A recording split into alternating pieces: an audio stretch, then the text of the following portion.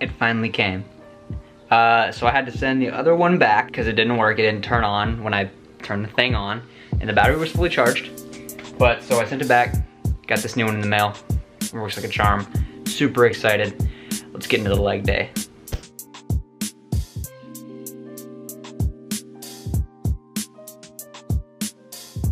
So when lifting weights, it's pretty much a given that you want to warm up. You want to prepare your body, your joints, your tendons, your ligaments for whatever endeavors you're about to put it through, whatever kind of stresses it's about to deal with.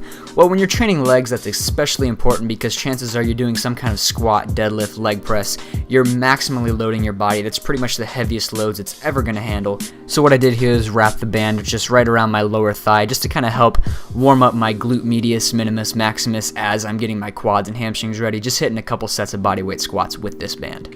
And as another side note to warming up, I think it's really important that you slowly work into your working sets, and those warm-up sets, like you're seeing right here with 135, you take really slow and controlled. You make sure that everything is done properly the way that you would want it done in a working set. And I also like to treat the bar like there's my maximal load on there. Like I really like to power through and kind of get ready to engage my entire body for whatever my working sets are going to be for that day. So for this hypertrophy focused leg workout, we started with 4 sets of 8 on the barbell back squat, and this is a very, very challenging 4 sets of 8. With this first set here, I felt pretty good, so I was able to go up. As you see here is 180. I'm going to snap my fingers. Now you see 185 on the bar, and it moved pretty smooth through the day. This total 4 sets took us about 20 minutes, so between my training partner Cole and I, it took us 20 minutes for 8 sets together, 4 sets apiece. So not too bad, moving at a fairly good tempo, not too fast, not too slow. Really want to make sure you hit your depth on every single rep of every set. Drive through your heel, keep your chest high, keep your forearm tight. That's how we're going to get big lats. That's how we're going to keep the quads activated, hamstrings activated, and the glutes activated.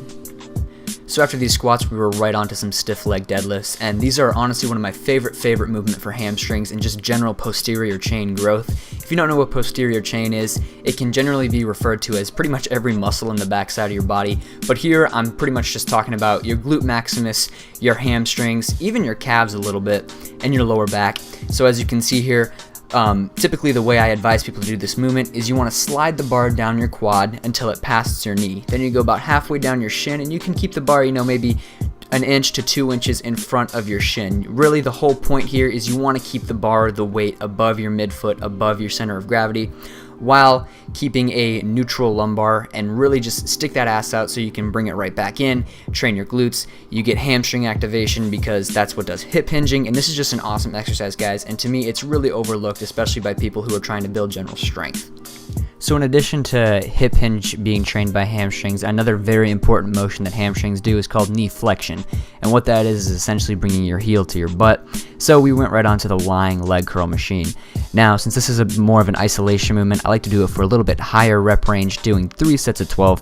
As you can see here, I'm not letting my butt come up off the bench. I'm keeping everything isolated, really just trying to drive through my heels, get as tight of a contraction as possible, and let it back down.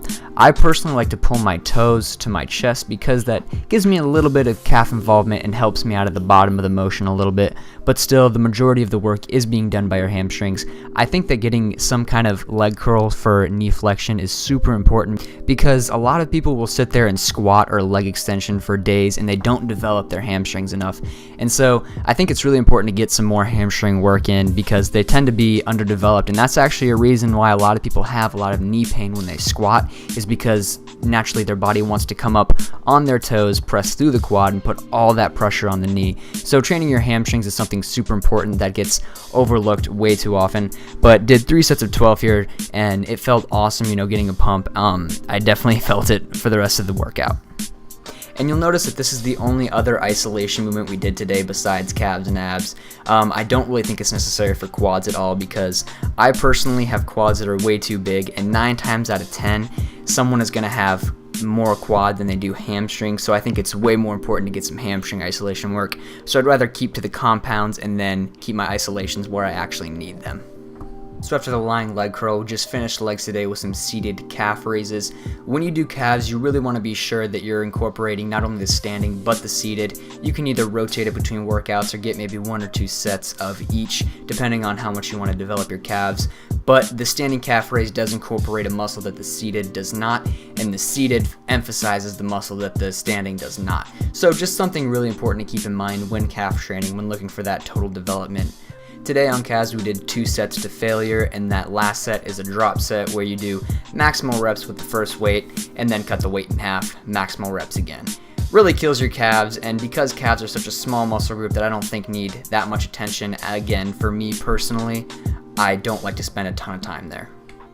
Finish today's leg workout with just 3 sets of 13 on the hanging leg raise. Now because we do squat, bench, deadlift, overhead press, tons of compound lifts, the upper abdominals are targeted a lot, they get a lot of development. So when I do any kind of direct ab work, I do prefer it to be that lower abdomen area just because that's the spot that doesn't get incorporated quite as much, and for most people it tends to be a trouble spot. So I figure, why not? This is what I typically do for abs, just a couple sets at the end of any given workout.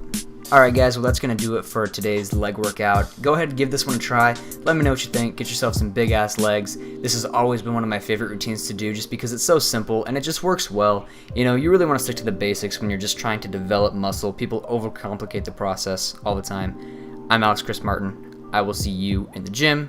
Be sure to like, comment, subscribe. Check out all my social media in the description below.